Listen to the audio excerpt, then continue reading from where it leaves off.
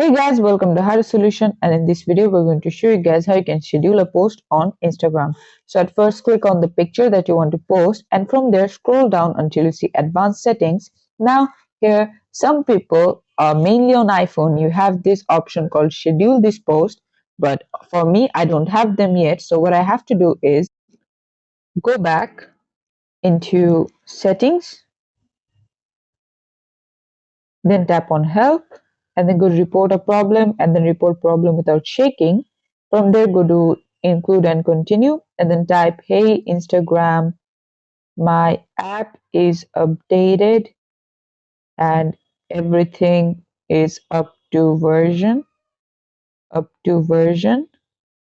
but I'm not getting the schedule post feature for my account.